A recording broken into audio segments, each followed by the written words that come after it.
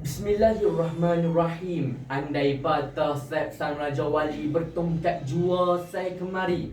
Begitulah jua saya berdiri bukan nak mencari sang pemuja hati, tetapi ingin membawa anda semua menyusuri dan mendalami mauduk bicara saya pada hari ini yang berbunyi kesetiaan kepada raja dan negara.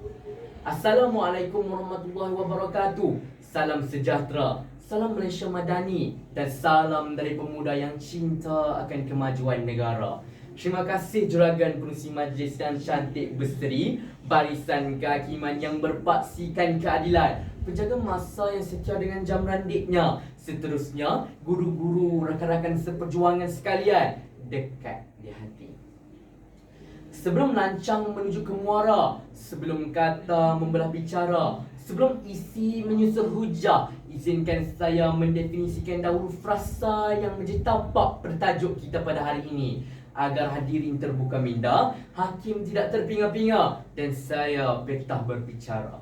Secara konseptualnya, kesetiaan merujuk kepada prinsip setia, keteguhan hati dan ketaatan. Raja pula merujuk kepada pemimpin yang memerintah dan mengetuai sesebuah negara.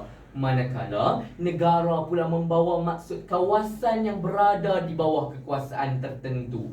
Tuntasnya, prinsip kesetiaan kepada raja dan negara merupakan prinsip kedua daripada 5 prinsip rukun negara. Ianya juga salah satu daripada ideologi nasional yang perlu dipatuhi oleh setiap warga negara Malaysia. Sedang intelektual berkarisma sekalian, dalam konteks negara Malaysia, rakyat Malaysia perlulah menumpukan sepenuhnya taat setia, jujur dan ikhlas kepada Seri Paduka Baginda yang di-Pertuan Agong sebagai ketua negara. Manakala dalam konteks negeri, rakyat perlulah berbakti kepada sultan atau raja yang memerintah negeri mereka bermastauti. Meninjau dari konteks negeri Perak, rakyat negeri Perak perlulah berbakti, menumpahkan sepenuhnya taat setia kepada Sultan Perak, iaitu Duli Yang Maha Mulia Paduka Seri Sultan Perak Darul Rizwan, Sultan Nazrin Muizzuddin Shah, Ibni Almarhum Sultan Azlan Muhibbuddin Shah Almarfullah, Sultan Perak yang ke-35.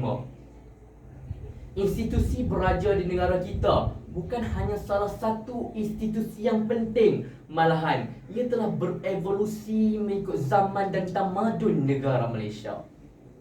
Sedang hadirin dan hadirat sekalian, mari kita imbas semula sejarah nusa kita yang tercinta. Dalam Perlembagaan Malaysia, fasal yang ke-55 ada memperuntukkan bahawa Seri Paduka Baginda yang di-Pertuan Agong merupakan ketua negara dan negeri. Ianya juga ada menyebut bahawa Sultan merupakan ketua tentera bagi negeri yang masing-masing.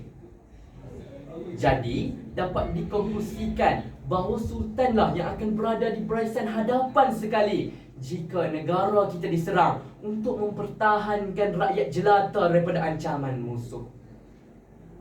Selama 66 tahun Malaysia telah mengecapi kemerdekaan. Tidak selamanya kita mampu menipu dengan menyatakan kita aman dan penyatuan kita tidak beranjau. Hal ini kerana bumi ini pernah berasa sakit, sedih, perit, menangis dan merintih dalam menyatukan fahaman yang berbeza, bangsa yang berbeza, agama yang berbeza dan warna kulit yang berbeza. Hal ini umpama menghela jala, rasa kendur ditegangkan, rasa tegang dikendurkan. Tragedi berdarah 13 Mei 1969 meninggalkan satu titik noda hitam dalam negara Malaysia. Rakyat Malaysia ditakutkan dengan kontrak sosial institusi beraja sehingga kita takut untuk menelan sejarah. Tapi akhirnya kita rakyat Malaysia bangkit sebagai sebuah negara yang maju, megah, besar, berani dan bermaruah. Hal ini ada dijelmakan dalam ideologi nasional dan prinsip rukun negara, dan salah satu intipatinya adalah kesetiaan kepada raja dan negara. Raja merupakan lambang perpaduan dan ianya juga adalah salah satu timbang tara untuk menyelesaikan ketidakpuasan hati dan perselisihan faham rakyat dan pelbagai bangsa. Sesungguhnya, kita sebagai rakyat Malaysia perlu bersyukur kerana mempunyai institusi beraja yang megah, bermaruah dan berdaulat ini. Tuntasnya, bangkitlah rakyat Malaysia daripada mimpi yang panjang. Mari kita sama-sama memartabatkan institusi beraja di negara kita. Janganlah kita menjadi seperti si Kitul pengkhianat Melaka yang sanggup menikam bangsanya sendiri. Jangan kita menjadi seperti dia. Marilah sama-sama kita bangkit sebagai satu rakyat Malaysia yang memperjuangkan institusi beraja bersama-sama. Hal ini kerana kesetiaan kepada raja berperlembagaan, kesetiaan kepada raja dan negara, kerana raja ketua kerajaan dan kerana raja lambang perpaduan. Benarlah kata Dalai Lama, manusia tidak boleh hidup tanpa hubungan sesama manusia.